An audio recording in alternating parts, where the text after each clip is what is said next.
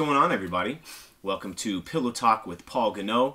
Today, my guest is project coordinator and comedian Lester Fernandes. Hey, everyone. Thank you for coming, brother. Thank you for having me, dude. No, man. I wanted to get you up for a bit, and I just had to wait for some, room to open up. Yeah, all good, man. Yeah, I also want to get you on Knee Slapper City, too, dude. How long you been doing comedy now for, bro? Because I feel like I discovered you maybe like a year ago. Yeah, you discovered me last year, but I think I guess totally I've been doing it for about 9-10 months now. Okay. Yeah. Okay. So yeah, it's not been that long. But yeah, it's been going good though, man. So far, can't complain. A lot of people have told me for your first year, you're pretty good. And I'd say so, yeah. Oh, thanks. Yeah, it's a hard thing to... Yeah. It's a weird backhanded kind of thing, Yeah. No, I wouldn't say backhanded. It's just, I don't know, maybe you'd understand that this as a comic or an artist when someone goes like, hey, good job. And you just go like, is it though? Like, you know what I mean? Yeah, absolutely. Like I feel like... Because, I mean, we've all witnessed some bombs. True. And... Like, you try not to, it's hard. Like, I've definitely told some people that I know didn't do well, like, nice set. Yeah. I've said it, numerous times, and it was a lie. Sometimes it's a lie, but, like, there's something about, like, just trying to motivate people. Of course, you know what I mean? So, and just being in that situation and knowing what it's like. Even now, and maybe it's because I've said it so many times that when people say it to me, I don't believe it. You know what I mean? I know what I mean. Like, what is your definition of a bomb? Like, really? Do you feel like you bomb often? And is it generally, like, related to the crowd? Or is there something you have in your head that... So I'm someone who holds myself accountable for everything. So for me, like, to start off with answering your first question, for me a bomb is if they haven't laughed, you've bombed. Right? But there are also moments where people are looking at you smiling, and like you must have seen this at shows where people are having a good time but they're not expressing it out with laughter. They're just smiling and looking at you. Yeah. And they'll come to you after the show and they'll be like, hey, that was a good set. And I'm like, why didn't you laugh then? Yeah. So it's just like so bombing for me is if no one's laughing. Right? And what was your other question, sorry? I was basically just, you kind of answered it, just wondering if it was related to the crowd, or is there like another definition of bomb, like even where people are laughing, where in your head you created this scenario and you want to play within the rules, and if you can't, then that's a bomb in your mind? I would say yes, because like, so this is what I think right now. My opinion may change over time as I keep doing this. So comedy is the only art form where there is supposed to be one outcome, right? It's you crack a joke and the result has to be laughter. So if that doesn't happen, you're bombing. It's pretty much that, because as a comic, you have to be good enough or eventually get good enough at being able to make any room laugh. Like, you know what I mean? Like, I don't want to restrict myself to go like, oh, I'll only make Gen Z people laugh, or woke people laugh, or non-woke people laugh. I just want to be funny to everyone. 29. 29. Yeah. All right. Yeah, like, I've definitely had times, and like, for the most part, I agree with, if people don't laugh, it's a bomb. And I'm not there yet, but I've seen people that I think are really good at doubling down, and for some reason that's super funny to me. When they see, because I get nervous, like if I start off a set and like the first minute or two is like crickets, and I have like 7 or 10 or whatever the fuck I'm doing, like I feel like I can visibly see when I watch, like the nerves just like kind of get to me, and I can really respect those people that see it coming and kind of double down and come up with like just material because they're bombing. Switching to crowd work like usually helps if you're bombing. Yeah. But not always, man. Sometimes the audience also would go like, nah, dude, I don't want to talk to you. Yeah, like most of the time I would say it's the comedian. But man, sometimes I've seen killers just like Not bomb realize. hard Yeah. in certain rooms, Yeah. and I don't get it. Like I've seen these Yeah. jokes work in like other places. Yeah. Yeah. You know, yeah. sometimes there are bad audiences. Yeah. You know. Oh yeah. That. Yeah. You know what? I'll agree to that because there have been like I think one of my best jokes are about my name. Right. So Yeah. it works everywhere. But then if there's this one time where it didn't work, I'm like, how do you not find that funny? Yeah, yeah, You know yeah. what I mean? Yeah. So I would agree with what you're saying there for sure. What do you think makes a good audience? So okay, so here's what I think is a good audience. Like if someone's paying for a comedy show and they come to watch a comedy show, they've come with a mindset of, oh, I'm here to laugh, right? So that's a good audience. But audiences at an open mic, which is Yeah. just at a bar and like someone's probably on a date or out with their friends and they want to have a beer or something like that, and they do not know that there's a mic happening there. That's like not a great audience. And also like people who are extremely drunk. You know what I mean? Yeah. Right? Like so no, don't get me wrong, I love drunks at comedy shows. They're actually the most fun people to perform to. But there are people who are overly drunk and they keep heckling you while you're doing your bit. Yeah. Those are people I get heavily annoyed by. It's Yeah. that, and one kind of audience I really hate is so I do my set, I'm done. Like doesn't matter, I do good or bad, whatever. They'll come up to you after the show and they'll just go like, hey, why don't you talk about this? And I'm like, why are you telling me this? I'm just like, dude, you don't know me. Why would you come and tell me what I should joke about? Yeah. That's weird. You know what I mean? Has that Yeah. ever happened to you, dude? Have people ever come up to you and go like, yo, talk about this or talk about that? I've never had anybody try like I've had some comedians do that, and generally like when it's a comedian I can appreciate it. I've never Yeah. had just like someone just watching do that. That's interesting. It's weird. Like, see, I don't mind if comics tell me that because I'm like, okay, we're colleagues, we're in the same business. Yeah. And you do the same thing that I do. So if you give me advice, I'll take it. But so I'll tell you what happened. Right? This was a show that I did this was actually at Keys Comedy Club. I did a show at Keys Comedy Club, and one audience member comes up to me afterwards and he just goes like, dude, you're funny, but you know what would be funnier? I'm like, what? and you Go can't, on. yeah, you can't just go like fuck off, right? You can't say that. So I'm like, oh, tell me what?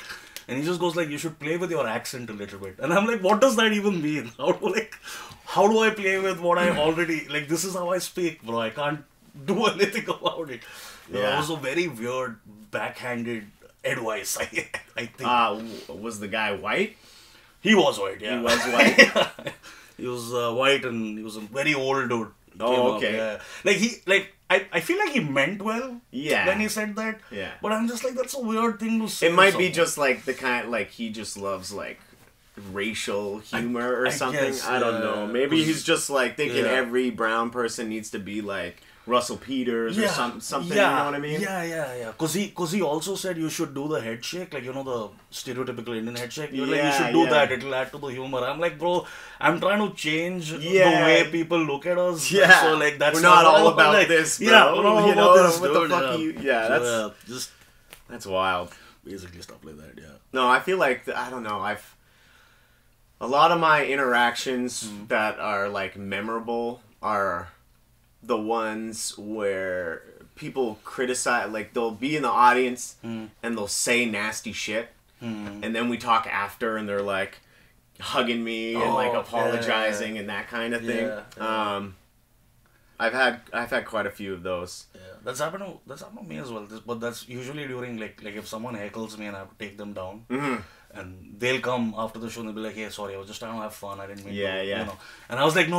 I'm just like, dude, I get that you're trying to have fun, but I can't let you heckle me and not do anything about Absolutely. it." Because Yeah. if I do that, I lose people instantly. Yeah. Instantly, people just go like, this dude in the audience who heckled Motherfucker's is getting more interesting." laughs than me right now, Yeah, bro. Yeah. This is that. I definitely agree with the paying audience. That was like when I asked it, I didn't really have an answer, but that's I think a very key thing is people Yeah, that true. are expecting to laugh are the like, or people that want to laugh. Yeah. Let's say Yeah. are the ones that are the best to perform. For. Yeah, for sure. Because people do free shows, and I get it. People do free shows, but the thing is, the audience who comes at a free show, they take it for granted because they're not paying for the experience, right? They're just buying drinks and they're paying for that, so they're just like, well, it's a free show. I'm getting my money's worth by doing whatever the fuck I want at the show, right? Because I remember this one time that this was initially when I just started. I was at Keys and I was barking outside, and there were these two European dudes who had just come from somewhere in Europe. I just spoke to them. I was like, hey. I was just like, hey man, we're doing a comedy show, it's for free, you want to just come see? So he didn't sell any tickets that day, so we were just trying to get people in.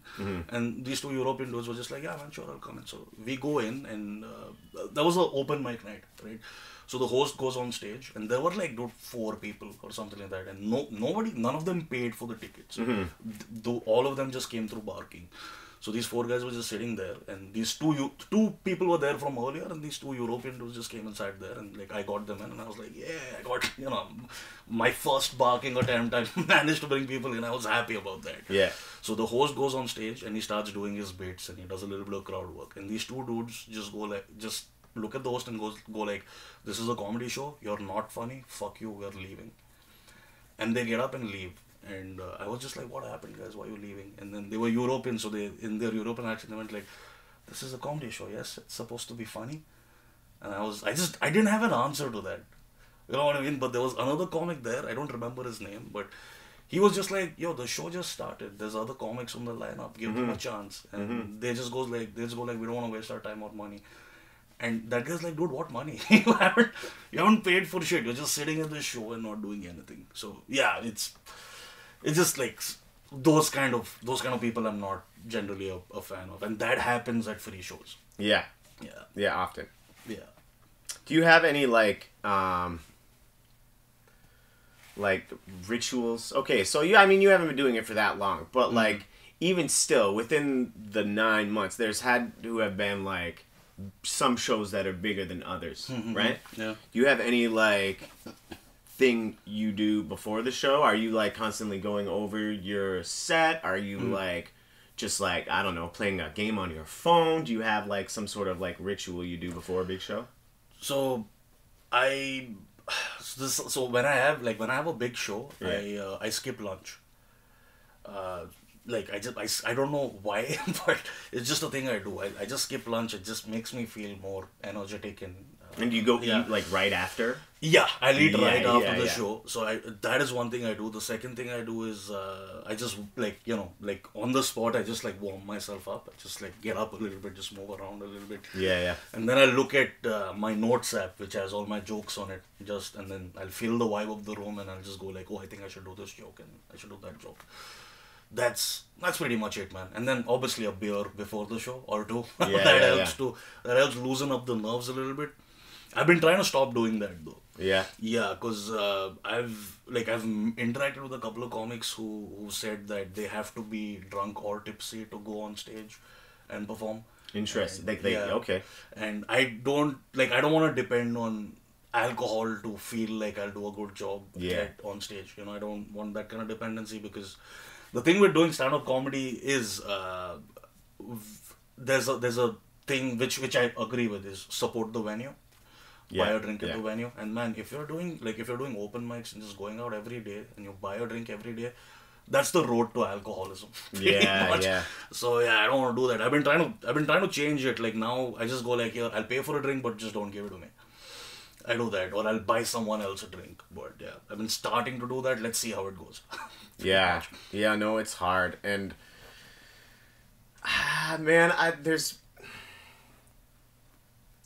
okay, so there was one time I did a show in Guelph, and pretty much like I've been doing this maybe like 4 years, something around there. I don't know. With the pandemic, there was large chunks that I didn't perform. So, but like it was like a couple years in, and I did a show in Guelph, and I had a couple drinks, and it was the show, like I crushed it, dude. Yeah. And like just jokingly, like my buddy Joe Patello, another comedian, he was like, dude, you're way funnier when you're drunk. Yeah. And I was like, fuck. Yeah. Am I, dude? Yeah. And like, and now, like, I just, like, if I drive down to the venue, like, I'm not drinking because I gotta drive home and shit, but, if I'm not driving, it's really hard for me. I like having a couple drinks, and I feel like it's horrible to say, but it does help loosen you up, which is like, that's how it gets its grip on you, man.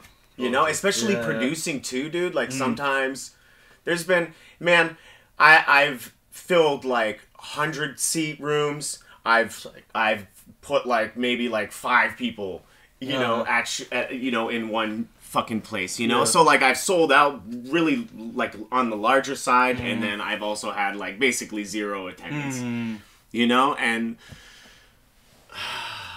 a lot of the time, this is gonna sound so I'm not a big drinker, so I just want to say that, but the stresses that I feel from the producing side of things, when it's not going great, a couple drinks really, like, it gives me motivation to like actually get on stage and be like, okay, it doesn't matter. There's 5 people here. That's why I can really respect any band or any artist, whatever, that is like, it doesn't matter if it's 5 people or 500 people. Like, they're doing the same show. You know, I've seen it a lot in wrestling, dude. Like, I ref for like pro wrestling as well. Oh wow, that's cool, man. And like, I've been to some shows where they've had like no attendance, you know, literally like 4 people, you know, and there's like 7 matches. There's like dozens of people involved in putting this thing together, and it's just like, you get there and you see what like, I'm getting paid. It doesn't, you know.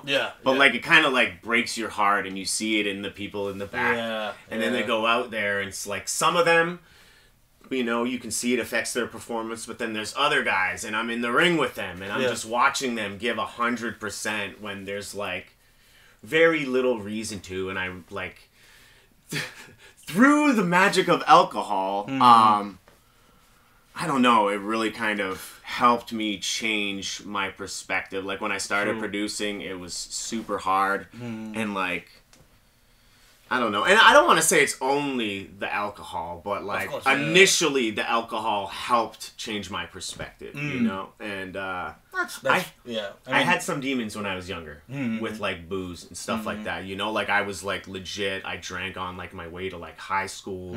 I was under 18, right? So I didn't have, like, when I went to meetings for alcoholism, but it was just like, they were like one-on-one counseling. It wasn't like AA. And so, like, I had a lot of issues, and, like, there was years where I went sober, and I get drunk maybe, like, a handful of times a year. But I do enjoy having, like, a couple shots before a show. You know? I don't get, I don't get, like, super bad. And then there's, like, have you ever done a show where you were, like, too tipsy? Oh, dude, I've done a show where I was hammered on stage. This was in Guelph, actually. Did it go well? No, I guess so. That's the thing with the like, I've reduced drinking a lot from before. It's because when I drink a lot, or even not a lot, I wake up the next day and I don't have a memory of what happened the last night. So I go to my friends and I go like, yo, did I do something fucked up? Was I okay the night before? And then there were times where where I've been rude to people and stuff like that. So for that reason, I'm just like, I'm not gonna drink to a point of where I'm blackout drunk. But about the show, this was in Guelph. This was right before the pandemic. A friend of mine called Dave McInnes was doing a show. This was at a place called Jimmy Jazz. You know what I'm talking about? I don't know if it's still there, but this was at Jimmy Jazz, and so it was me, Shibi, and another friend of ours called Eric Hansen. That's a comic in Cambridge. So he drove us there, and Eric was just like, I'm not gonna drink a lot, but if you guys want to, go for it. And they were like, cool, man, let's go. And then every comic at the show was just getting drunk. So, and people are buying drinks for each other and stuff. So it was that sort of a place, and there were, I think, 8 or 10 people in the audience. And man, I easily had 10 to 12 drinks that night. Alright? And I go up on stage and I'm like stammering. Like, you know, when you're drunk, you're not like making sense. That's the worst, yeah. Yeah, so I was there, and a couple of my jokes worked, but I feel like my accent also had a role to play, man. It's my accent's pretty strong, and sometimes people don't understand what I'm saying, which is when I slow down. But I was drunk, so I'm just like going at it, and I also don't care. Yeah. Because I'm that drunk, and I'm like, yeah, I'm the king of the world, dude. And I'm just going on and on. So yeah, that was one show where I was pretty drunk. I got a few laughs, but then the producer of the show just came up to me and he went like, "Thanks for coming and bombing, dude." And I'm like, "Oh shit, I drank way too much." So yeah, ever since that day, I'm just like, yeah, I shouldn't be getting too drunk at shows. Yeah, yeah. I had hosted one of my shows, and I definitely had too much. I wasn't driving. I was gonna take an Uber home, but like, I realized I had too much. I don't know. You've come and you've hopped on a couple shows, so I don't even. You might have even been there. But like, I went down and I smoked. Who the fuck was it? Tyler Risman. Okay. Risman, you know him? I know Tyler Risman. He's like, "Yo, you want to smoke?" And I was like, "I just got to go up after this comedian. When I come off stage, we can run down and we can smoke." And so, you know, I introduced next comedian and I like book it down there, and we're just down there for too long. And when I open the door to SoCap, and he's my buddy, Leo Mates. He runs he's like the tech guy, one of the tech guys at SoCap. Okay. And like, he was like sticking his head like down, you know, the stairs, you know how SoCap is. And he's just like, he shook his head at me and I ran up the stairs, dude. And Jeff Hobbs like had hopped on the stage because the comedian had came off. And Jeff was doing like a guest spot that night. And he's just like, "Yeah, you weren't here, so I just hopped on." And I was like, "Fucking love you, man." You know, and then once I came off the stage again, fucking Leo's like, he looked at me with those eyes where he's like, "I know you're too drunk, dude." Yeah, like fucking, you know, and like, I felt it in my soul, you know, and I was like, I can't do this. I can't have too many drinks anymore. Yeah. So I gotta have like a 2-shot limit, at least before the show. I'll have a couple maybe after if I'm not driving. I think mine's 2 drinks before the show. Yeah. And once the show's done, I'm like, go whatever kind of day it is. Have fun, whatever. You know? Yeah. Because that's what like, I mean, making people laugh aside, we're also there to have fun and enjoy life at the same time. Yeah. If you're not drinking or, you know, not smoking weed or not doing a thing that makes you happy while you're doing this, what's the point? No kidding, man. Yeah. What else do you do, dude? Like hobby-wise, that makes you happy outside of comedy? Oh, I watch movies, TV shows. I game. You game? Yeah, I game. That's what are you playing right now? Right now, I'm playing Dead Island 2. Okay. I played the first one. Yeah, the first one was pretty cool. I didn't finish it. I played, I think, halfway, where you move to the new city, which is like the slums. I guess so. Yeah, I think it's that. But the second part is, like, graphically, it's pretty cool, man. Yeah. Yeah, like, it's insane how games are making things seem real. Like, you know what I mean? Yeah. So, this game, like, Dead Island 2 is based in LA. And like there's like it's a zombie game. Yeah. So in LA it's wild because there are fat female zombies who are wearing bikinis, and like you have to hit them with tools. So when you hit them with tools, dude, they're fat moves. It's that fucking real. Yeah. Like when I see that, I'm like, dude, this is insane. Like it's crazy how real they're making games these days. Red Dead Redemption 2, have you played? I have played that. Yeah. I enjoyed the Red Dead Redemption games. Yeah. I don't. Here's the thing with me when I play is like I'm very big. Like, I'm a story guy. I don't play online. And for real, like, I'll be honest, it's just because I don't play enough and my skill level is not super high in a lot of like the most popular games. Like right now, I'm kind of playing a wrestling game, and like certain games, like you never lose. Like Mortal Kombat, I'll play a little bit of that online. Some fighting games. I'm playing a wrestling game. I generally just play with like a couple people online. There's only like a handful of people that I play with online for real. But mostly I just play stories. So like I did a little bit. I really liked the original Red Dead Redemption because it had all that undead the zombie shit. DLC. Yeah. But I didn't play too much of the second part online. Dude, the second part broke me, man. Yeah. When I was playing, because like same with me as well. I'm not a huge fan of online games. I like story-driven games. So I think in Red Dead Redemption 2, your character gets tuberculosis in the middle of the game. Right, and I think you had high honor, low honor in Red Dead Redemption 1 as well. Was that a thing? I don't know. So remember. Red Dead Redemption 2 has this feature where there's high honor and low honor. So if you do good deeds, which is basically if you're Oh, not killing, I know what you're talking about. Yeah. If you're not killing random people, you'll have high honor. But if you're doing fucked I'm pretty up sure shit, that was in the first one as well. Yeah. yeah, I guess so. If you're doing fucked up shit, you'll have low honor. Now the thing is, when I was just killing random NPCs and just like throwing bombs and shit around. Yeah. The first half of the game, which you do while you're playing a game, right?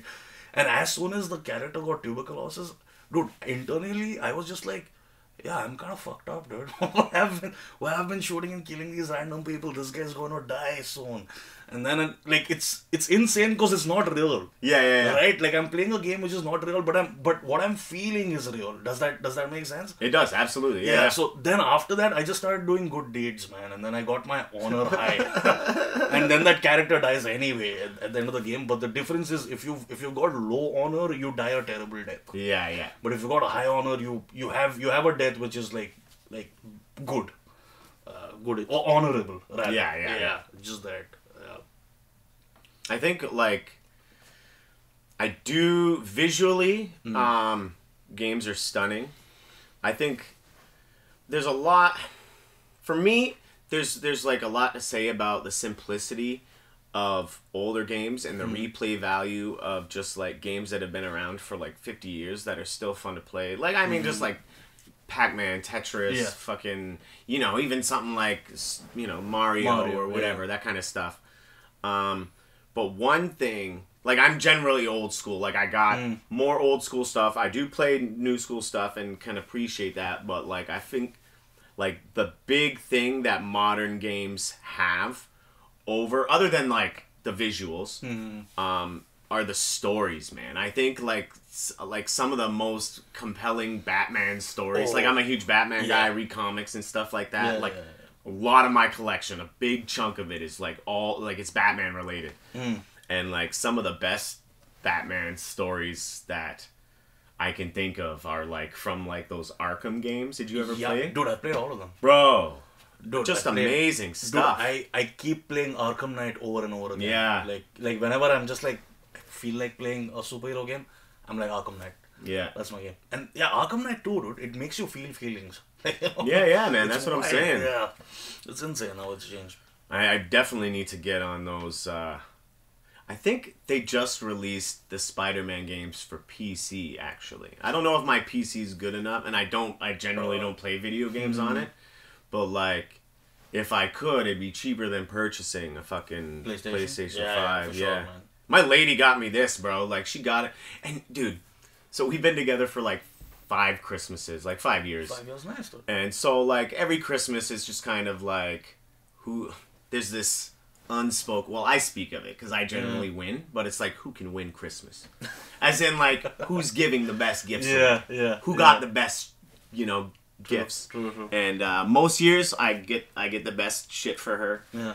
And then one year, dude, like it was like 2 years ago, or maybe it was last year, last Christmas, not the one that just passed, the one before.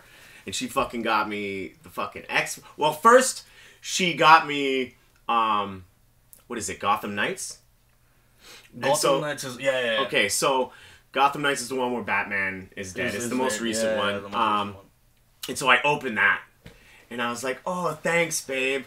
I don't have this Xbox. And like I was kind of like happy. Oh, okay. But I was like a little bummed out because like I knew I couldn't play it. Right? Yeah. And then like I opened a couple other things, and then the last gift that I get, she just kind of hands it to me, and it's the fucking Xbox. Whoa, nice, bro, dude. Yeah. And so I was like, oh, well, you fucking won Christmas this year. And then, dude, she brings out like an envelope or something, like a small little package. Fucking tickets to see Dave Chappelle, dude. Whoa, dude. She crushed it that year. Yeah, dude. Sick. When was this? What year? I saw him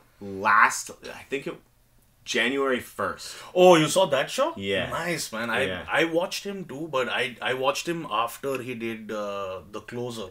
Okay. Yeah, he was doing Dave Chappelle and Friends, where he was screening his documentary. I went for that. Dude, he is phenomenal live, man. It's like, because the thing is, when you do stand-up, you need to get to the punchline quick. You know what I mean? Mm-hmm. But he is one of the few people who can just take you through 20 minutes of a story where no one's laughing, and then he hits a punchline and you're laughing for like 2 minutes. It's fucking crazy. Yeah, like what we were talking about thing earlier where it's like, you know, like your job up there is to create laughs, make people laugh. And I was like, like I feel like for the most part, like 95%, that's how it is. Yeah.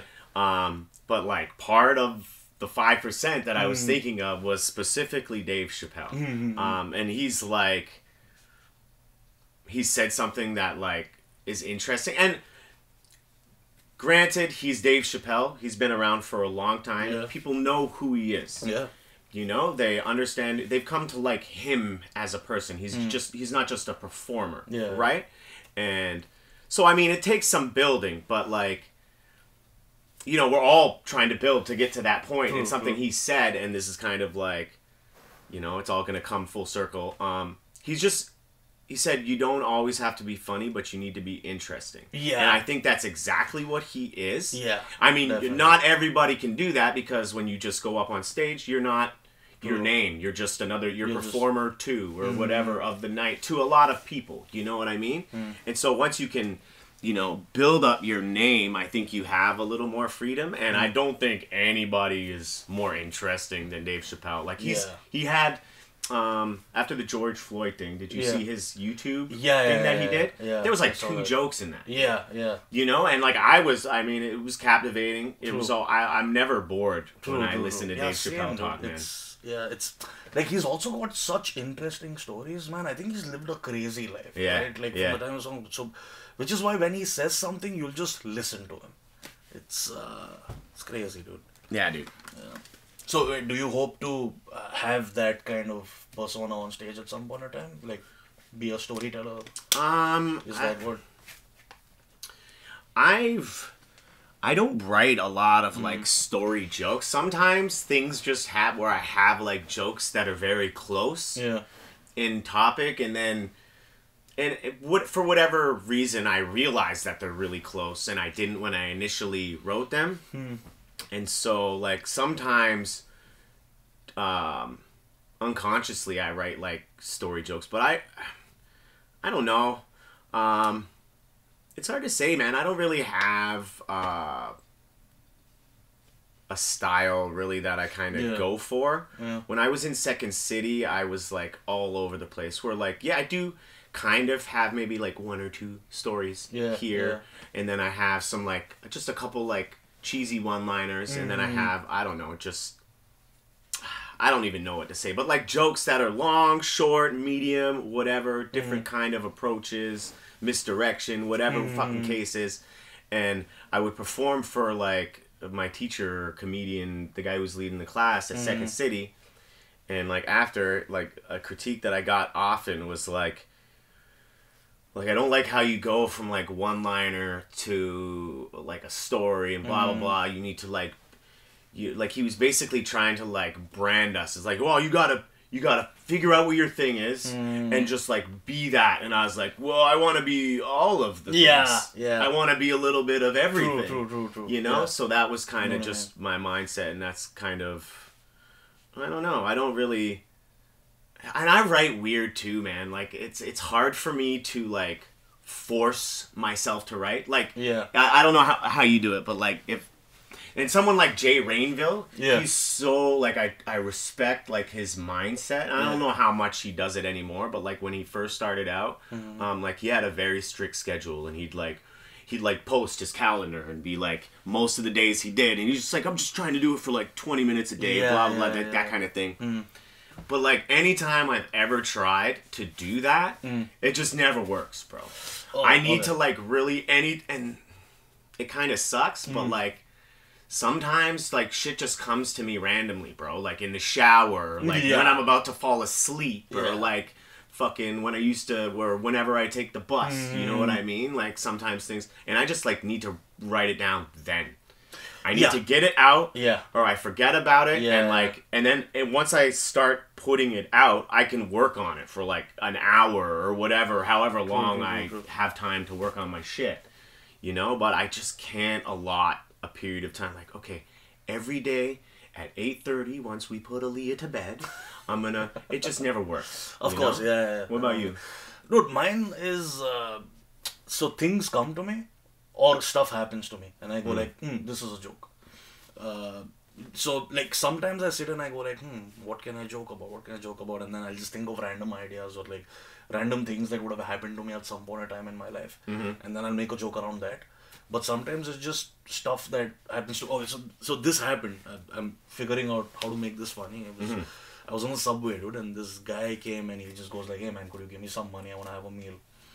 So I was like, "Yeah," and then I had $5 in my wallet, so I just go like, "Yeah man, $5." And he's like, "What am I gonna get for $5?" I said, "I want a meal." Yeah. Yo, Yeah, buddy, dude. I would. Yeah, right. And that's funny. Like you know That's what I mean? funny. I love how you're like, that's. Yeah. That is funny because like the funny thing there is Okay. this guy who doesn't have money to begin with wants money to have a meal. I don't know what kind of meal he was expecting, but I'm giving him $5, which is something, and he went like, "I don't want your $5. It's not gonna get me anything," and he's left Without the money. without the money, dude. Wow. He just left. Yeah, so I'm thinking of making a joke around that because that's insane. That's like that. Like when stuff like that happens to me, it's actually insane. And then there was this other time. This is a joke that I do already. So me and two of my friends, we were sitting outside our house. This was in the summer. We were just having beers and we were smoking cigarettes and stuff. And then this woman comes up in front of our house and she just goes like, "Hey, could I have a cigarette?" And we're like, "Yeah." So we opened the pack up and there were just 3 cigarettes there. And there were 3 of us. So we just went like, "Hey, sorry, we just have 3 cigarettes. If we had another cigarette, we were giving it to you." And she just unhinged goes like, "I'll suck your dick for it." I was like, "For a cigarette?" That's and we just got weirded out by that, dude. Yeah, like yeah. you know, because like I don't know if stuff like this happens to people, but it's happening to me. Yeah, bro. And she left Yeah. with 3 cigarettes. Yeah, so we just That's went wild, like, bro. we just went Toronto. Like, yeah, dude. No, dude. Wow. It's insane. We just went like no, and then she called us a slur and left, and then Yeah. yeah, and then weirdly, man, I bumped into her again. She So recognized I did, you? yeah, dude. I did comedy bar, and then I was just walking home, and then she just like comes up in front of me like that, and I got scared for a minute because like it's late in the night. It was like 1 a.m. or something like that, and some random person, Remember me? I'll suck your dick. Fucking yeah. Jesus So Christ. she came up, she's like, "Hey, how's your day going?" And she had a cigarette at that point in time. Oh, bro. okay. So she's smoking a cigarette, and she's like, "How's your day? How's your day going?" I'm like, "Good." And then she's like, "You remember me?" And I'm like, "Yeah." And then she's like, "Where are you going?" I'm like, "I'm going home." And then she just goes like, "Do you want to have a good time?" I'm like, "Nah, dude, I just want to go home." And then she went, and she was Indian, right? But I think like she was born here Indian. So she just goes like, can you get? She talks to me in Hindi, and she just goes like, "Can you buy me food?" And she's like, "You don't say no to food," which is a thing in like. In India, if someone asks you for food, you don't say no to that. Like if you have a guest at home or something like that. Yeah. It's just a culture thing, right? Yeah. She used that to her advantage. And I was like, "Yeah, dude, I'll buy you food, no worries." So we go to the pizza that's next to my house, and I'm just like, I'll buy you a slice. And then she's like, "Can I get a burger instead?" I'm like, "No, I'll buy you a slice. Just take what I'm giving you." And she goes like, "Okay, can you get me fries?" I'm like, "No, dude, I'm just gonna buy you a slice." And then I paid for the slice, and she went like, "Thank you so much. You're very sweet. Just stay around. Once I'm done eating the pizza, I'll suck your dick." I'm like, "Dude, no. Just let me go home." Yeah, so I haven't bumped into her after that, but I hope she's okay. And like, yeah, so just stuff like this keeps happening to me, and that's where I get my jokes from. Yeah. I guess. Yeah, that's. I mean, and it, honestly, like the only truly unique thing that any artist, I'll say comedian, but really it's blanket for any artist to the table is like themself and their experiences, and that's like I agree. But dude, I've been homeless a couple times, and I only ever had like one person like just offer me a blowjob like that, and I felt so bad for her. You know? Yeah. And like Same here, man. I don't know. Like I didn't let her. It was weird because I had a job.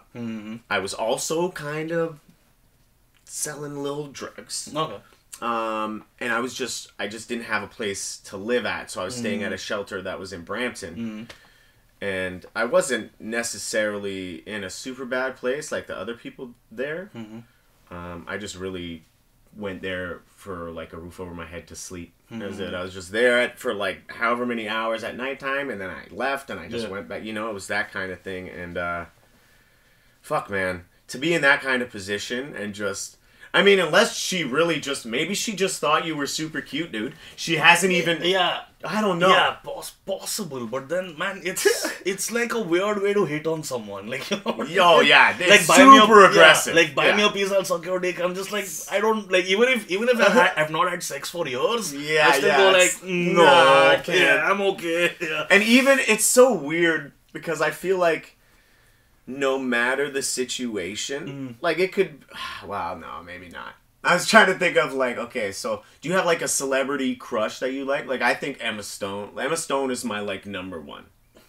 Emma Stone like, is gorgeous. I've been thinking like maybe if she was like just randomly, I'll suck your dick. Like and I didn't have a family and that kind of thing. Yeah. That was, you know, I'm in some different universe. Like, generally, just that move of being that forward and being like, I'll suck your dick is a super turn off. And like, I would say no to like almost anybody but Emma Stone. You know, I feel like if Emma Stone, even I'd be like, yeah, it's pretty trashy, but I mean, it's fucking Emma Stone. Yeah, but like, again, question. So, yeah, okay. Is it Emma Stone, the actress, who comes and tells you she'll suck your dick and then you'll go like, no? Or, I mean, and then you'll go like, yes. Yeah. Or say it's Emma Stone who's not famous. It's a random chick on the street. But she looks like Emma Stone. She comes up to you. That's interesting. Yeah, it's probably the celebrity factor which makes you go like, yes. You know what I mean? Yeah, definitely. Like, that's... Yeah. It's interesting because is Emma Stone the most beautiful person in the world? I mean... One of them. She could be up there, but like, you know that...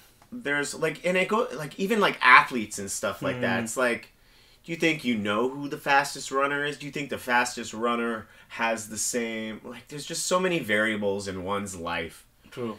Do you know? And maybe it's just because I've seen Emma Stone a lot that I think she's so gorgeous. It's just because, you know, and she's talented, so that adds to it. Yeah. Do you know? Interesting though. Yeah. I don't know. I don't even have an answer. Yeah, that's the thing because Because, I mean, you'd know, dude. Like, when you're hanging out with your dude friends, you're just like, would you smash or not? Like, when you have that conversation. Because I had this conversation with my friends, and we were just like, well, if this person wasn't a celebrity, and she'd come up to you on the street and go like, hey, can I suck your dick? Will you say yes or no? And I think you'll say no. Because the only reason you think you're, like, at this moment when you went, like, if Emma Stone came up to me, I'd say yes, it's because...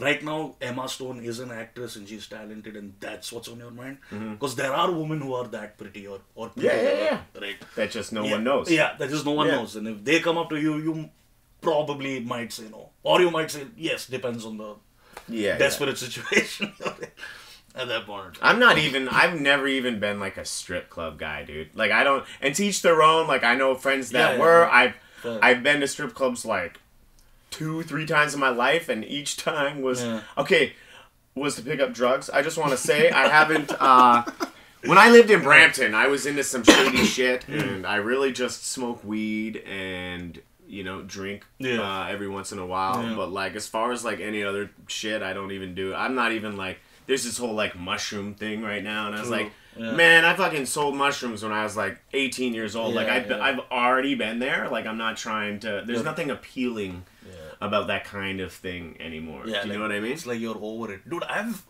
actually never been to a strip club. Yeah, dude, it was weird, dude. Never. And even like the times when I went to grab the drugs, I don't know why I did this. It was just uncomfortable for me. Like, I felt there's like a sadness in the air that you can like smell, bro, and it's just like it's such a bummer. Like, you had to resort to this in your life. Like, no one's like, how many strippers started their life and that was like their dream, you know? None. Probably dude, not. No. Like, a series of shitty events leads you to becoming like a stripper. A stripper. You know? It's like, even we're comedians, so like we have a lot of that too. Like, how did you find comedy, actually? Oh, so man, I grew up watching a lot of stand-up. So like I'd watch Chappelle and I'd watch like Ricky Gervais and then I'd watch a couple of Indian comedians as well at the time. And then so Netflix had come to India, and the very first Netflix comedy special was by this guy called Veer Das. He's got like 5 Netflix specials on Netflix. You should check him out if you haven't. Very funny guy. His jokes are universal, so like you'd understand. I think. Yeah. Watch it. So I watched him, and so I am funny in person. People have told me that. I think you're funny. Yeah, for thanks, sure. Oh, thanks, man. So yeah, in college, I'd like go up on stage and like we'd do like sketches and skits and stuff like that. But I never did stand up at the time. Yeah. And a lot of people in college would just come up to me and Shibi, actually, both of us. We go way back, like I mentioned. They'd come up to us and they'd just go like, hey, you guys should do stand up. You guys should do stand up. And we were like, yeah, we'll do it. And then we just like never bothered to, put ourselves out there and try. But then another friend of ours, Ashutosh, who we also live with now, we also go way back, three of us. So he randomly signed us up for an open mic, told all our friends, and he didn't tell us that. Right, so he signed us up for an open mic, told everyone that, yo, these guys are performing, you should come. And then he just came up to us and went like, yeah, so I signed you up for the open mic, it's on this date, prepare and come, homies. We have let everyone know that you guys are going to do it. And we were like, how much time did you have to We prep? had a week, dude. A week? Okay. We had a week, and then me and Chibi just sat down and started writing jokes. And it was kind of like a loose open mic. They were just letting people do their time. So that was my first time on stage, and I had like 6 friends there, and then I think there were 20 people, 6 of them were my friends. And I did 12 minutes. Okay. I crushed, dude. Yeah? I fucking Wicked. crushed, dude. Wicked. I crushed, and I was like, yeah, this is me now. This is me now. I love this. this. This is what I'm going to become. Yeah. And then I bombed the next 5 open mics. Yeah. Then I bombed the next 5 open mics, and then I just stopped doing it for a while, dude, after that. And then I started again. I did it for a month, and then I stopped. And I think now is the longest I've been at without quitting. Okay. Like I've always started and stopped and started. Well, don't quit again, man. Yeah, no. You got I'm something, not. you got something good going. Yeah, I'm not planning on now because like now things are well. I also feel like when I started way back then, I didn't know what I was doing. Yeah. Because I was a young comic, right? I was just going up with edgy jokes about like politics and like suicide and then shit like that. Like that's what I was doing, and I'm like, yeah, people will love edgy humor. And now, like who I am now, I'm just like, just be funny. Like you don't have to be edgy to be funny. Like being edgy comedians are there. They're good. I also have. I wouldn't say my jokes are too edgy, but I do have edgy jokes. But the priority right now is to get laughs as compared to making people feel uncomfortable. Yeah. And I also like, so I studied journalism.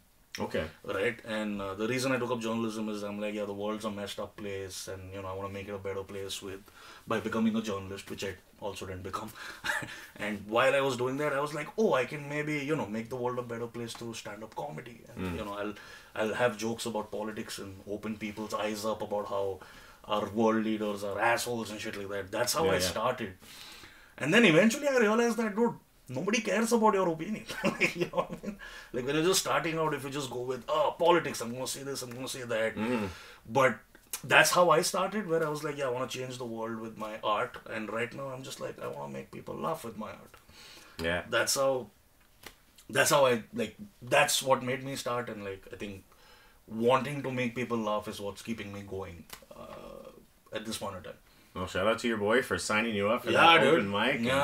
Which might have seemed like a dick move initially, but now look at you, man. That's good stuff. No, he meant well. Like, which is great. Like, cause we push each other that way. Yeah, like, sometimes you really just need that push, and then you're like, oh wait, I can do this. So that's wicked, man. What about you, man? How did you start off? Just like a breakup, man, and I was engaged. My ex had a daughter, and when we split up, I was like, I haven't done anything for myself in a long time. I had been in bands and stuff like that before, and like done music a bit, but like it's expensive, so. Of course, And like I wanted to do open mics for a while, and then when we were splitting, I was like, I'm gonna fucking take some classes at Second City, and did that a bit. My first thing also, I mean, I didn't do 12 minutes. I did maybe like 6 minutes.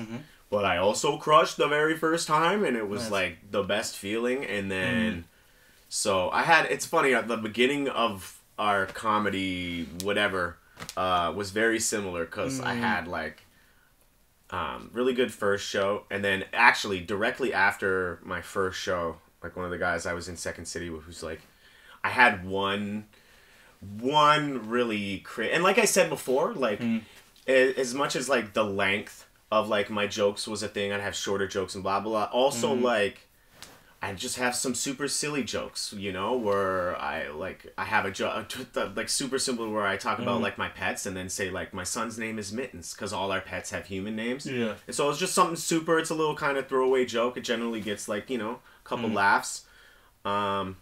But I had like one kind of, I guess, edgy joke in this set, just one. And then after, so I told some guy to kill himself. And then after, he comes up to me, he's like, dude, that was hilarious. Next Bill Burr. And this is my first set, right? And like, you've seen me before. Yeah, I'm not like Bill Burr. Yeah. But like, he said that to me. And then, so for the first like little bit, like I was starting to go to open mics at that point. Yeah.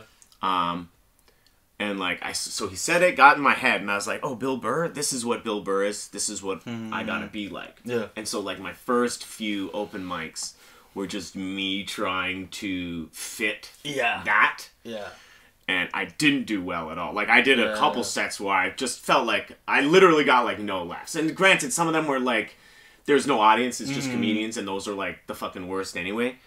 But like even the ones with a couple audience, man, I was just getting nothing, and then other people would go up and they get laughs. So I knew it was me. You know what I mean? And so I eventually just got to a point where I was like, what do I bring to the table? What do I want? Yeah. And like very similar to you, but in a different way. I was like, I just want to make people laugh and like just bring laughter to the world, you know, because like it can be a stressful place. But like my approach was more.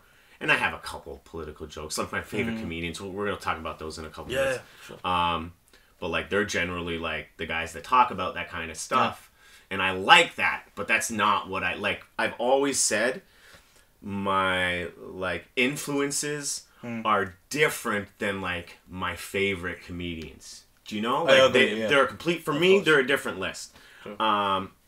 And so I was just like, I want to make people kind of come in and have an escape from that shit. Like I'm not gonna do Trump stuff. I'm not gonna do. I tried, not necessarily, like overly try to avoid things. Like I have a couple political things sprinkled in because I do like to have a variety. That's if I was saying anything is my thing, variety. But I feel like I'm more on the silly side, and it took me a kind of.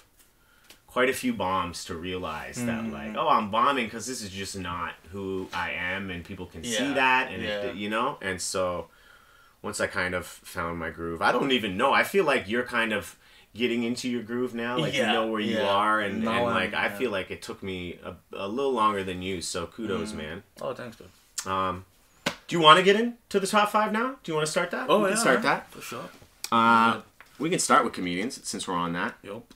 I'll go through mine a little quick. Joe Rogan, that's my number 1.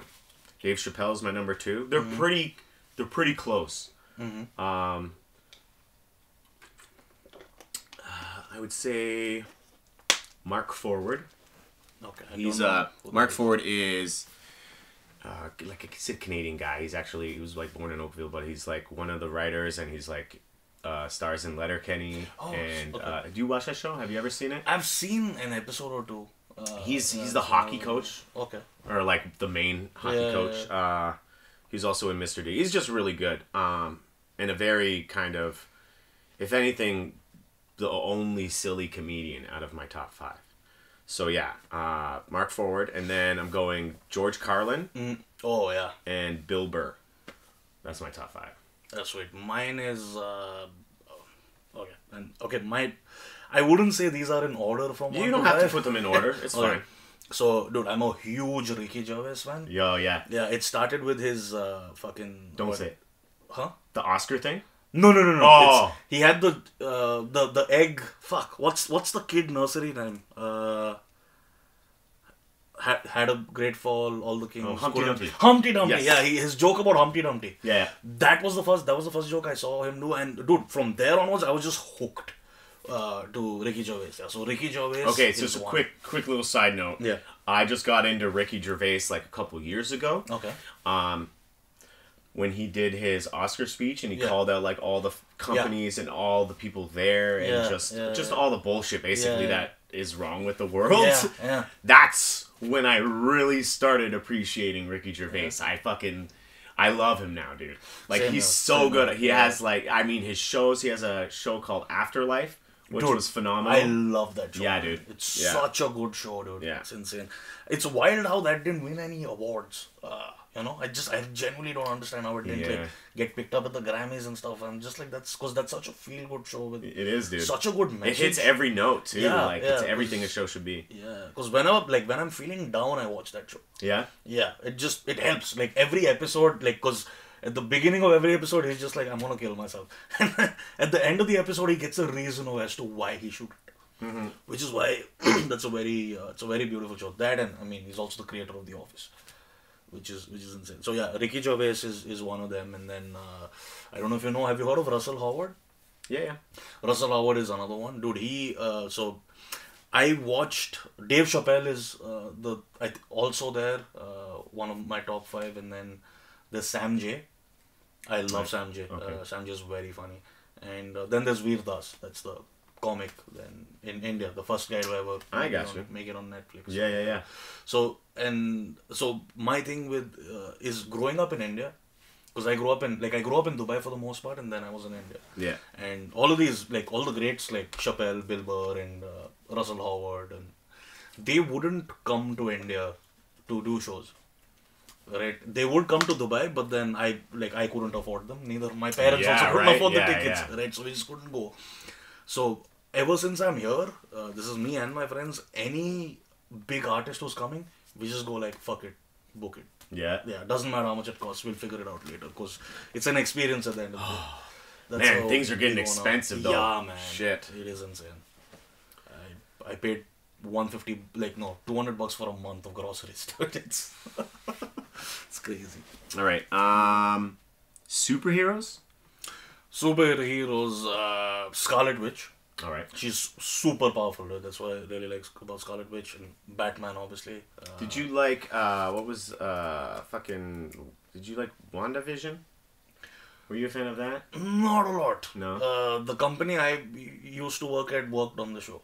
Oh, for Yeah, real? they did visual effects on the show. Like it was like so the show started off weird, where I was just like, what is this? What am I watching? And then like towards the end it picked up. That's when I liked it. But I wouldn't say it was bad. Okay. Or I didn't like it at all. I'd say I'd like it, but I wouldn't say I wasn't like, wow, this blew my mind. Loki blew my mind. Yeah, Loki's, yeah. The Loki show blew my mind. So yeah. Yeah, Deadpool. Really like Deadpool as well. I love Deadpool. Yeah. And have you seen the trailer for the new Yeah, movie? man. That Yeah, looks sick. Looks good, man. Yeah, there's Deadpool and Miles Morales. Yeah. Yeah, Yeah. dude. Because the Into the Verse Spider-Man, it just changed the way I look at superheroes. Like, you know what I mean? Because that story was kind of like I think Into the Spider-Verse was about him finding himself. You know what I mean? Yeah. Like, the whole leap of faith thing and all that. Because no matter how old you are, dude, if you put stuff like that which resonates with you in real life, you have a connect with the movie. Because you go like, oh, I feel that way too. Like, I doubt myself as well, and I should take that leap of faith. So, like, yeah, Miles Morales, and I'm looking forward to Sydney Sweeney and Madam Web. We'll see. Well, We'll see. Let's see. Yeah, I've heard I'll the check movie it was out. terrible. Yeah. And you know what, man? I, as a DC fan, I can't trust that shit anymore. Like, I just have come to grips that I have different tastes than most critics. True. So, like, I can't even... I grew up a Limp Bizkit fan. I like DC. Yeah. Dude, like, critics mean nothing to me. Like, that movie, Spider-Man's one of my guys. Yeah. And, like, anything really attached to that, I'm gonna check out. True, You know? true. Regardless. Will it be the best? who knows? But like, I'm still gonna watch it because I fucking love Spider-Man. The reviews aren't gonna deter me, you know. I also like Rorschach from Watchmen. Yeah. Because that's like it's real, like, you know what I mean, like that depiction of, like, I watched the Watchmen movie by Zack Snyder, and that's the first time where they showed superheroes on screen from a negative sense, which makes it seem more real. Because then you go like, superheroes are assholes too. That was the first time they did it. Now they've got like The Boys and Gen V and stuff, which shows superheroes could be bad, but the first one was Watchmen. So I like Rorschach because he stood by what he believed in, and like, I mean, he pretty much died for it. Yeah. At the end of the movie, which is No, it's great. That fucking pillow, man. Oh yeah, that's what that is. Shit, I never noticed that. I love that. This Nice, one's man. Peacemaker. Did you ever check out the Peacemaker? Dude, show? I love that show. It's so good. Yeah. I hope James Gunn does something to revive DC from the mess it is in right now. Did you watch Blue Beetle? Do you know what, bro? I really liked Blue Beetle. Yeah. I thought it was really good. Unfortunate, and like, dude, as a DC guy, seen them all in theaters. There's some that I'm like, all right, these, like, first Suicide Squad wasn't great. Yeah, the second one was, I liked the second. Second one was amazing. Yeah, it was amazing. The second Wonder Woman, not that great either. Not good.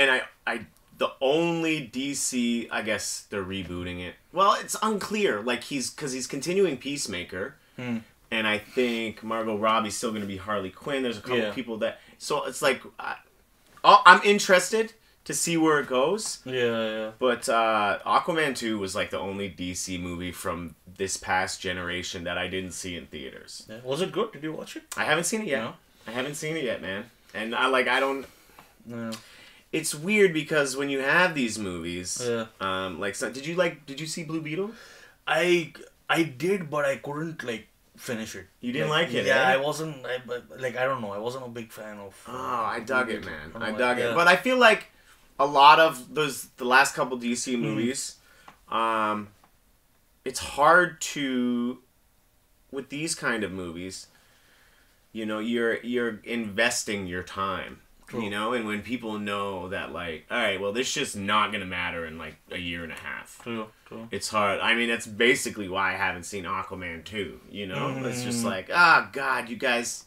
And I love DC, but like, you killed my interest like right at the end. And I think I want to say financially, Blue Beetle didn't do well because what are they going to do with it? They're not going to do anything with it. They're going to do this one movie and like, so like, why is it worth people investing their time? True. I have faith in James Gunn though. James Gunn has the Guardians. That's like the best stuff that Marvel has done. Oh yeah. Easy. Peacemaker is amazing. Yeah. The Suicide Squad that he did was amazing. Like, he's really, and I'm a Zack Snyder guy, but like, it's very possible for, James Gunn by like the end of this to like overtake, because I think for me like Watchmen's one of the best comic book stories of all time. He created that movie. It was insane. And like I don't know, man, like it's one of the best. Did you see the Zack Snyder Justice League? Yeah, I was gonna talk about that. Okay. Dude, it was so good. Like, it was 4 hours long, and it was a good 4 hour long movie, man. Like, I didn't even take breaks. I just sat through the whole thing. The day it came out on Crave, this was during the pandemic. Yeah. Me too. And I think me and Jimmy, dude, we were students at the time, and dude, we were broke for a time. And we were like, man, we have to watch this movie. Fuck it. So we just got a Crave subscription immediately. And I think we watched it at 1 a.m. Oh, okay. Yeah. You get the free week and then just... we got 1 week to watch this movie and then we can't use this anymore. So we watched it at 1 a.m. and we just finished the whole movie. And we were like, man, DC's gotta let this guy continue with this franchise. Yeah. Because what he was like... He was building to something. Yeah. That was the thing. Like, it's a bummer that he lost it, man. It's because of those fucking shit happens, man. Yeah, executives or whatever at DC. I think honestly, like, and there's been a little bit of a lull right now for superhero movies, you know, and I think we kind of like need it. Yeah, because that's what it's been like these past few years. It's just been about superheroes, pretty much. Yeah. I think it's dying down though, man, because I remember I'd watch every superhero movie or show that would come out. Yeah. And I can't keep up with the shows. Yeah, it's too much. I'm behind on some of the shows, and Same. like even like I didn't finish The Flash. I watched The Flash for so long, the TV show, Yeah. and then by like the 7th season or whatever, I don't even know. Like one of the seasons towards the end, I watched like 5 or 6. Same. I was just like, I can't do it. Yeah. You know. And I loved The Flash. I thought that movie was alright too. Visually, not great. What do you think? You work visual effects. But I'm in production, so. Okay. Okay, but about what, the Flash movie? Or? Yeah. I The watched effects. the effects. Yeah. Because Dude, it they're was- like among some of the worst I've ever seen in that kind of movie. Yeah, I think the first few seasons of the Flash TV show had better effects. Oh, than see, the I was movie. thinking the movie. The Flash movie? with Ezra Miller, right? Yeah. Yeah. So you're thinking the Flash show was No. better? Oh. So I'm just saying the first few seasons of the Flash TV show, the visual effects there were, some of them were better than the movie. So my best visual effects scene in a movie is when Flash time travels at the end of Zack Snyder's Justice League. That was visually very cool. Because that's something I'd see, but the movie was all right, like in terms of visual effects. Like it didn't have anything that blew my mind. No, it was like, I thought it was horrible. Like Yeah. they had like they had all these like cameos, and then the people didn't really look like themselves. I don't know. I felt so weird. They did a about lot it. of de-aging work on them. Man. I just like that Michael Keaton was there. That's why I was there for Michael Keaton. Well, George Clooney is the next Batman now. George Clooney. Just like- Apparently they wanted Christian Bale, Yeah, dude, but he would've said been- no because Yeah. Christopher Nolan wasn't involved. Yeah. So He's also big, man. Christian Bale. Like I feel like he's someone who, cause he tries range in terms of movies. yeah, Like he did Machinist, and then he did. fucking Batman. Yeah, he did. Then he did Batman, and then there was another. I think it was Vice, not Vice. So how much did he weigh for Machinist? Like 120? Yeah. That was crazy. literally apple and coffee diet, which is Dude. insane, dude. To have that kind of commitment, dude. And then like gain like 200 pounds and be Yeah. like, he's like an artist. You know? Like, And then he became really fat for a movie. I just don't remember which one that is. It had Bradley Cooper in it. I just don't remember the name. But then he got really fat for another movie, like obese fat. yeah. As well, yeah. All right. So for me, did you finish yours? You did, right? I did. Okay. Last one was pending. Green Arrow. Also. Green Arrow? Yeah, Alright, like I did Arrow, Green so, Arrow. yeah, it's pretty cool. So Batman. Then I'm going Ninja Turtles as a group. Nice. I like them as a group. Nice. Red Hood, Arsenal, Spider-Man. I know Red Hood is. Who's Arsenal? Arsenal. So Arsenal's essentially like, so he was, I guess, Speedy or Red Arrow, like Green Arrow's sidekick. Okay. No, And I then know once what like he leaves, like kind of like Robin left and became like Red Hood and He became fucking Arsenal, yeah. Nightwing and stuff, he became Arsenal. Yeah. And he's essentially just Green Arrow, Yeah. but like a little more techie, Yeah. you know? Yeah. But I love the whole Green Arrow like Of course, universe. That was a I decent show. yeah. I feel like I am into superhero stuff, but I feel like you really dig it, so I have to ask you this question. Okay. So when you were playing Arkham Knight, Yeah. were you surprised when Arkham Knight was? Jason Todd. Yeah. I Were was. you surprised by that? Yeah. Okay, you were surprised as well. Yeah, Okay, yeah. Cool. Definitely. And that's like one of my favorite. That's like when I was talking about stories on video Yeah, games. yeah, I was yeah, like, yeah, "This yeah. is fucking amazing." Yeah, it that was just sick, blew my dude. mind, dude. Yeah. Yeah. All right. Do you want to do? Do you cook a lot? I do, man. Okay, Yeah. let's do Yeah. the things you like to cook. Yeah. So I love making eggs. Shakshuka is what I'm doing now. Have you heard of don't it? So it's so the base is onions and tomatoes, and like you can put chili and whatever seasoning you want. Yeah. And then you just break the egg on top of the base of the Yeah. gravy or whatever is there, and like you shut it for a couple of minutes, and you don't have to cook it till it's well done all the way. You have to cook it till the yolk is a little runny, and then like when you move it, the egg jiggles. Basically, that's Okay. how much you should cook it to. And then you could either eat it with a spoon or just eat it with bread. It's delicious, man. It's right. easy to make as well. Yeah. If you haven't tried, you should. It's really good. Shakshuka is one of them, and then I attempt to make random soups. It's just me putting a bunch of shit together. Absolutely. Yeah. And I'm like, let's see what happens, man. Like, so far it's been successful. I've not made bad soup yet. So soup would be 2, and then number 3 would be palak paneer. Have you had palak paneer? I don't know. Okay, it's a curry. It's spinach and cottage cheese. In a curry? Yeah, so it's Interesting. yeah, so it's you put onions, tomatoes, and spinach, and Yeah. you let it cook. You put your chili powder and all the masalas that you have to put in it. Yeah. And then you put that in the grinder or the mixer or whatever. And then when you get the gravy, you put it in, and then you take blocks of cottage cheese and you just throw the blocks of cottage cheese into the gravy, Okay. and it cooks with it. Okay. It's delicious. You should try it out. You can probably get it Interesting. off Uber Eats or something like that. Do you like Indian food, man? I do. Yeah. I do. Yeah. You Yeah. should totally try. You should totally try palak paneer. In that All case. right. It's vegetarian as well. And then. Are you vegetarian? No, dude. No, I okay. eat everything. Yeah. Yeah. And wait, how many did I do? Did I do 3? 3. So then chicken curry as well. Yeah. Same, dude. I randomly make stuff. Like I'll randomly put masalas in it and just to see what comes out of it. Yeah, dude. Yeah, that's 4, and 5 is I like steaks, man. Like I'm a big steak guy. Like I can't go and eat it at a restaurant because it's too expensive.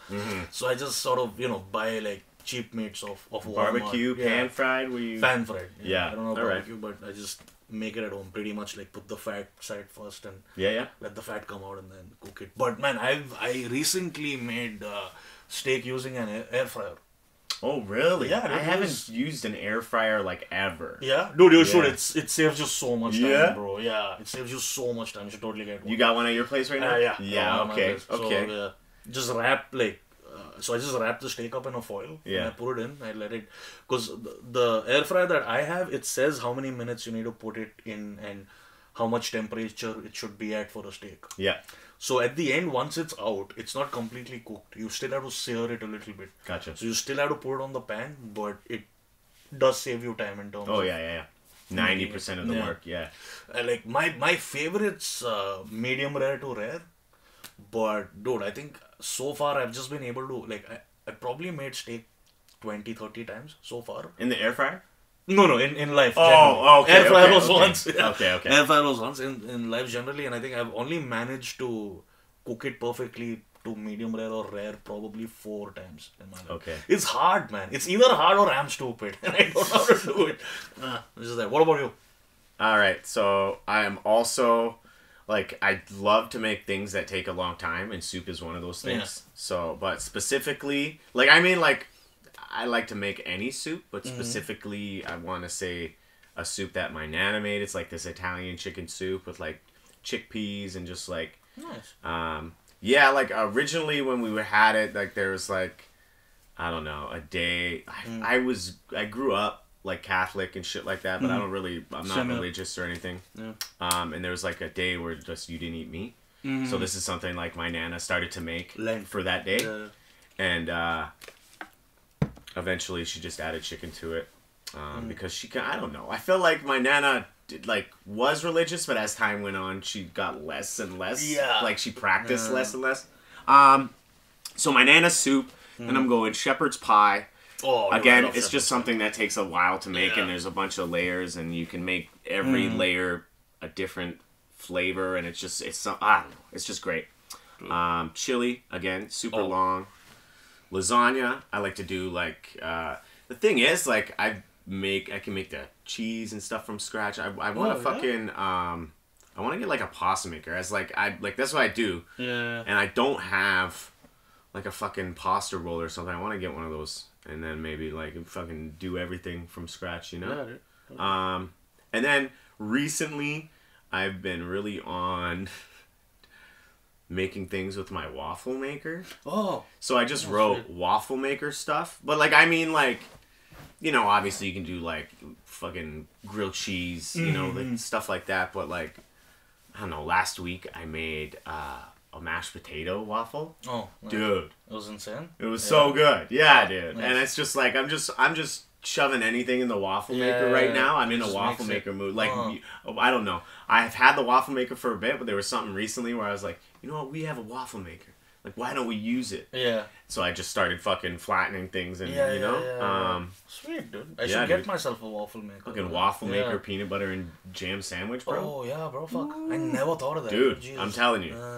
Yeah, so Shit, man. that's my shit. Yeah. Because I just got 5, I couldn't put a lot. But I love lasagna and chili. too, Yeah, man. yeah.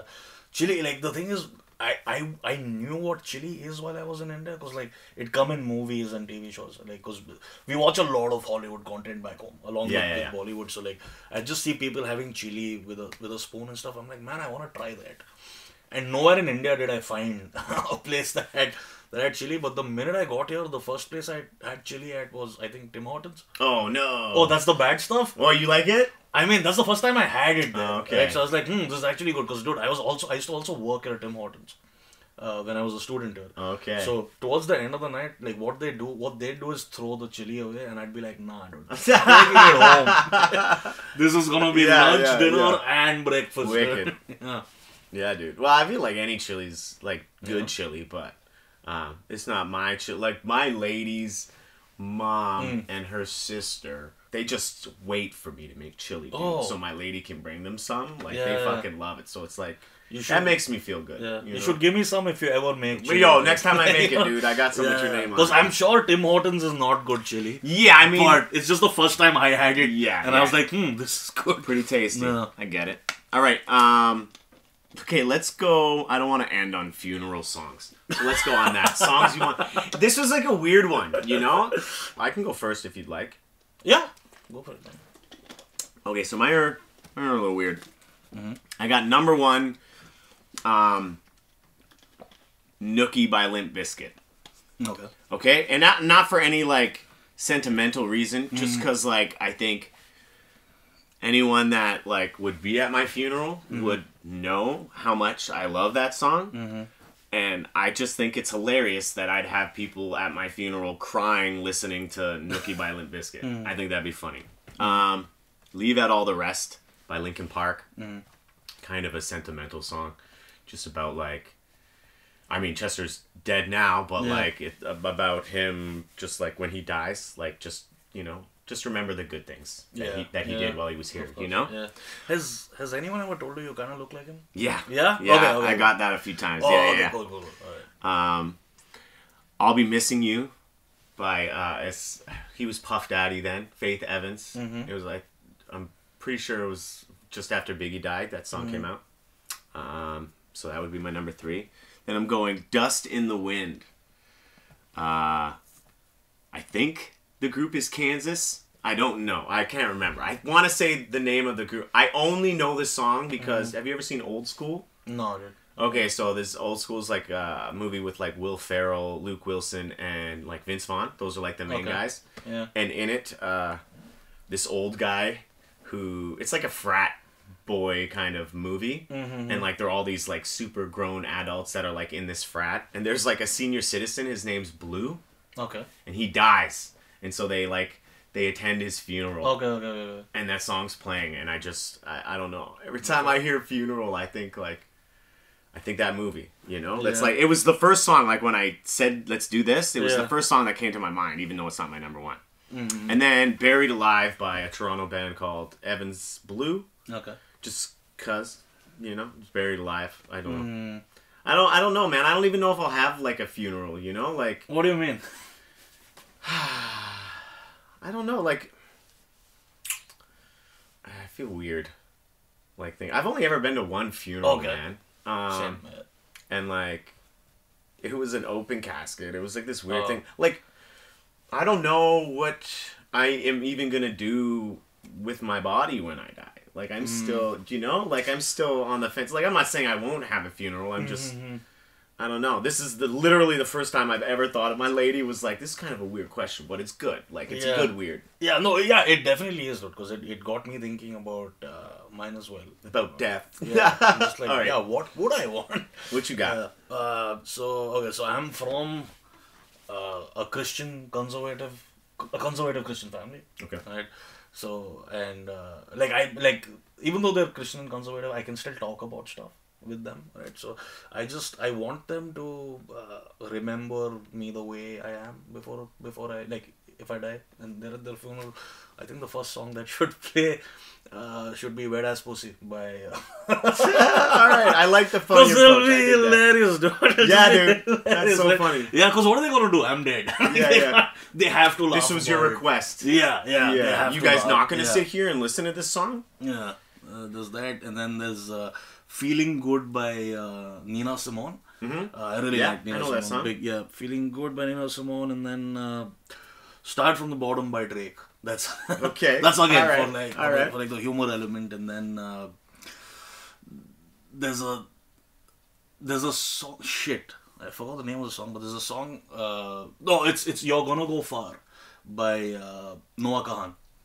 Have you heard of Noah Kahan? No, you should. Do you like indie folk rock music? Sometimes. Yeah, so he's got a song called "You're Gonna Go Far." It's a very beautiful song. I really like it for that because the song is about his friend. So they grow up in a small town, and his friend leaves and goes to the big city. So the song is just him saying, "You're gonna go far," and he's got a line in the song that he says, "We're not angry at you for leaving us. But you're the greatest thing that we've lost." So yeah, it's that song's got meaning, and then there's one more song by Lumineers. Shit, unfortunately, I don't remember the name, but there's a line in the song where it goes like, "It's better to feel pain than nothing at all." Yeah. So yeah, that song, I just don't remember the name of it. All right. Yeah, it's just this because. Yeah, so I've got a mix. I've got some funny in the funeral, but then there's enough to feel sad good. Yeah. You know what I mean? That's what I'm trying to go for with. Yeah, I know. I can funeral. appreciate that your first one out the gate was wet ass pussy. Yeah. You know? And that would have to be for me, like Nookie. I would say the funniest one. That would have to be played first too. Yeah. You know. All right. Funniest shows. Number one is Office, dude. Yeah. Yeah. And All right. Have you watched The Office? Oh yeah. Dude. Oh, My lady actually introduced. Check that out. Oh, sick! Oh my god, the chili, dude. Yeah. This is amazing. Oh my god, those are sick. Yeah. And he's right. The like, I wouldn't say it's the only trick to good chili, but undercook the onions for sure, so they have like more of a crunch when you're eating the fucking thing. You know? Yeah. True. So yeah, Office would be number one for me, and then Rami. Have you watched Rami? No. Dude, Rami is a very, very good show. It's very funny. It's kind of dark, but it's still funny. So Rami is about this dude who is the kid to like conservative Muslim immigrants in America. But then this guy has like an existential crisis in between of should he be a modern day dude or should he follow Islam in those ways. So it's got that. It's got that element in it. It's a really good show. You should check it out if you haven't. There's that, and then there's Barry. Have you watched Barry? Barry with what's the guy's HBO show. My lady has seen it, and he was a writer on SNL. I don't remember his name. I know something Odenkirk, right? One of the Odenkirks. No. His name is Odenkirk. No, I don't remember his name. I'll probably have to Google it. Barry. Yeah. So Barry is a show. My lady watched it. So yeah, dude, you should. It's hilarious, man. So Barry is about this assassin who's like a hired gun. He has an existential crisis and he goes like, I want to become an actor. That's what Barry is about. And then in between, like his day job gets in the way of him trying to become an actor. So that's Barry. And then Brooklyn Nine-Nine. Yeah. Oh man, I haven't given that like a solid shot yet. Yeah. Brooklyn Nine-Nine's fun. And I like a lot of the people in it. There's really no reason why I haven't. Yeah, you should check it out. Brooklyn Nine-Nine's a very funny show as well. And so Shameless. Yeah. Shameless too. Like Shameless is comedy, right? It's a drama comedy. Yeah. I guess, yeah. Shameless as well. I love Shameless, man. Everything about the show goes wild things just keep happening in the show that probably happen to people who live in a situation that they're living in. Yeah. So yeah, that's one reason why I really like that show, because I'm just like, yeah, there are people like this and I've met people like this in real life. Yeah. Which is why I really love that show. Alright, that was 5? Yeah, that was 5. Okay. Fresh Prince is my number 1. Fresh Prince of Bel-Air. Nice. It's probably my favorite show of all time. Then I'm going Married with Children. Okay. I don't know if you saw that. That's No, like I a didn't. super old, just Ed O'Neill, Katie Seagal, Christina Applegate. She was like a kid on the show, and it's just a weird. It was like everything. It was anti everything that was status quo at the time. Do you know what I mean? Yeah, Like, yeah. the husband didn't want to have sex with the wife, and like he was like, I don't know. It was good. It was super inappropriate as well. I feel like nowadays might not be made. So I like that. How I Met Your Mother. Yeah, that's a good That's my one. number 3. Yeah. Number 4 is a newer show. I think generally I prefer, and I think the funnier ones are like the older shows, but my last 2 were newer. 4 is Tacoma FD. Okay. It's like a show about this fire department that was written. Do you know who Broken Lizard is? They made Super Troopers and like Beer Fest. I know Stupid Troopers and Beer And Fest. yeah, so they're like a comedy troupe that makes shit, and they did this show, and just the writing is just, as of like currently, I think it's probably the funniest show on air that I've seen. Obviously, I'm not watching every show. And then Children Ruin Everything, which is a show that I recently started watching, and obviously, like once you find out, you're gonna be a parent. You kind of like, I started watching like parent shit like even before she was born. Yeah. But a lot of the times, it's just it doesn't. It's not relatable. They don't do it right. It's not funny. It's more drama, whatever. This show is Canadian. It's literally like the actual set is in Toronto. Like they talk about Toronto and stuff a lot. And it's just so fucking funny. And like I relate a lot to it. It's probably, with the name like that, you might think it appeals to people that don't like kids. But it's actually very pro kid. Yeah. I think the worst part of the show is the name. Like, it's very deceiving, because people that like kids, they might not watch the show just because of the name. Yeah. And people that do like kids might watch it and assume it's going to be something that it isn't, and then not watch it again, True. So I think the name might not be doing them some good work, but the best parenting thing I've ever seen. And easily the funniest. All right, dude. So I like to wrap up each episode with one of these cards. Okay. So they each have 2 questions. You can pick one, and we'll do like a ping pong. You ask me, I ask you. You can also answer the questions that are on yours as well that you're asking me. That's cool. All right. I'll go first. When you were young, what did you dream of later doing or having? So doing is I wanted to become a firefighter. Yeah. That was my first dream as a kid. Having is a PlayStation. Wow, that's wicked. Very small dreams. Yeah. My parents never got me one. Yeah. When I was a kid, which is why PlayStation. But I have one of those now. So Hell yeah, dude. Living the dream. yeah, I got one of them. All right. What about you? I wanted to be a musician for a long time. But something interesting happened to me over, like, in December, like just close to Christmas, and my buddy who I went to middle school with was just like, we were exchanging like messages, and he was like, dude, like, just so you know, like, I see that you're a comedian, and I just thought I should tell you that, like, in middle school, like, underneath your picture, like in like grade 7 or whatever, you wrote, I want to be a comedian, and now you're a fucking comedian. And I thought that was pretty fucking cool. That's fucking sick. Yeah, That's dude. good on you, bro. Yeah, dude. Cool. Yeah. So, and it was like fucking, I was like, find that fucking yearbook, dude. Yeah, and fucking, yeah. Fuck, that's So, actually very cool. It is pretty fucking cool, man. Nice, Yeah. nice. All right, what you got? When has time seemed to pass more slowly or quickly for you? Okay, so slowly, on stage, time. Well, it depends. Yeah. It can pass really fast too. Yeah, bro. So maybe I'll pick something else. Slowly or quickly? When does time pass really quick? This is also you know what, dude? Intense question. Honestly, since I've had Aaliyah, yeah. like there is not enough to just.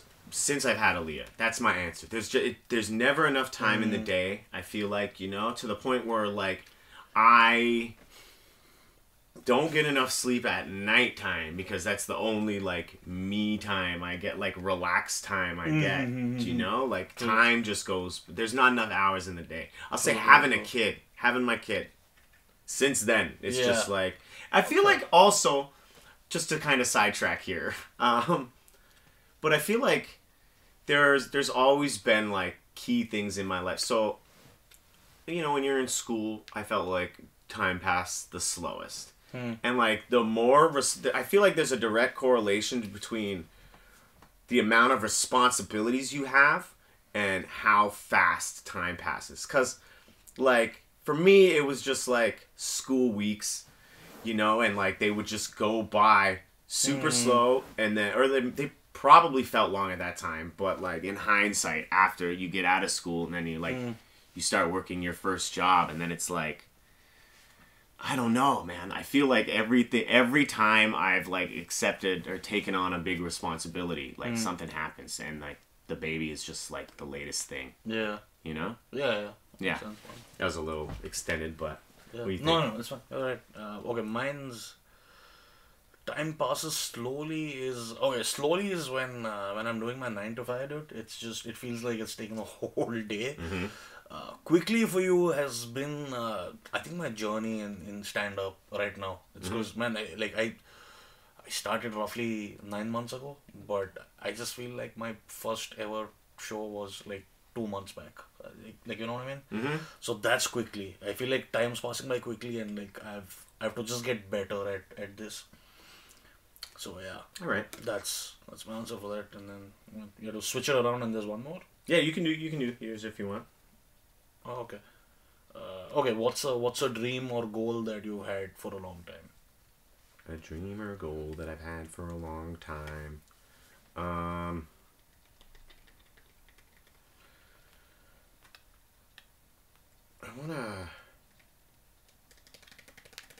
I'm working on a children's book. Nice. Yeah. So, and I'm taking. Oh, buddy, I have like 3 weeks left of my 9 to 5. So I don't know if I said this fucking while we've been recording or whatever. If you know, but like, yeah, so my 9 to 5, I'm a chef and whatever, and within like the first year of your child's life, like dads can take up to 5 paid weeks off. Okay. For like a leave, I don't know, like paternity leave or whatever the fuck it's called. Yeah. I don't know. But yeah, so I'm entitled to 5 weeks. I'm taking 2 months off. So it'll be like a few weeks where I'm not actually, getting money from that. But during those 2 months, I'm like trying to like make a book happen. Like I got pretty much the story. Yeah. I have an illustrator, and like I'm really, like I said, the time, there's not enough hours in the day, so like I can't find any place to really fit the time in to like focus on this until I'm done my 9 to 5. And I have like 3 weeks, dude, and then I'm like off for 2 months. It's gonna be fucking amazing. So yeah. That's awesome, dude. You've got a couple of things going on for yourself, and that's actually pretty cool, man. Yeah, it's really just for my daughter, man. I don't even care. Oh, you don't plan on publishing? Oh, 100%. I want to publish it. Yeah. But like, if it does, I'm like writing it off. I want it to be successful. I've already figured out ways with what I'm laying down. Yeah. The foundation with the first book, where like I could take it in other directions and like continue on. Do you know what I mean? So I would like it to be successful, but really it's for her. It's like kind of like a superhero thing. The main person in it, their name's Lee. My daughter's name's Aaliyah. Aaliyah, yeah. So it's like, yeah, it's really just for her, but hopefully, man. Nice, man. That's sweet. I'm sure it'll happen. We're working towards it. Yeah, sure it'll happen. Mine would, it's a dream or goal that I've had for a long time. I mean, we've been talking about stand-up for so long, so like, of course, that's one of them. Right. Yeah, I want to be like a full-time paid comic who doesn't have a day job. Yeah. And yeah, like I don't have to make it or like have Netflix specials and stuff. It's just hopefully I can probably just do stand-up comedy as a full-time job. That's it, dude. Yeah. That's the dream. But a goal is, man, I just want to learn one instrument. Okay. So I bought this ukulele. Yeah. And it's just accumulating dust at home. Like it's just there in the corner. I've just never started, but I mean to. So yeah, that's the other thing that I need to hopefully accomplish by the end of this year. I dig that. Yes. That's a good one. Yeah. Hell yeah. All right, last one. Mm-hmm. Is there a habit you would like to develop or one you would like to break? Break is nicotine. Yeah. Yeah, I wanna get done with that. I switched to vaping from cigarettes. To develop is like actively start going to the gym. That's about it. Yeah, just get healthy because I can feel I'm getting older and I can feel like my body is not 100%. Yeah. Yeah, I guess that's about it. What about you? Yeah, I'm gonna say I want to quit the bong. That is something and honestly, like I should have already done it. It was like one of my New Year's resolutions. Yeah. But like, fuck, bro. Just Yeah. yeah. So I guess that's my answer, dude. Yeah. Quit the bong, straight up. Yeah. That's like my main thing right now. That's what I gotta focus on. Get that out of my life. I'd like to get some sort of vape thing, but I don't like smoking like extracts or like concentrates, that kind of. I like smoking like plant more. Yeah. And like the vape things for like plant are like $5. Yeah, dude. It's also the thing is if you have you have a bong, right, and there's smoke, so you can't smoke it inside. Right. But if you have a vape, dude, you can anywhere, bro. At the airport, like fucking anywhere, you could just go for it. So it's not a good idea to get vapes, in my opinion. It's not. It's not a good idea to get vapes. Oh, man, then like, it's even just, though I got you. I have a vape, right? Like, because if Yeah. I want to smoke a cigarette, I'll have to leave the house and go down. Okay. So I'll go like probably twice a day or something like that. But if I have a vape, it's right next to me, man, and I'll just keep going at it. got you. You know, you can't like you don't reduce or. It is a healthier alternative.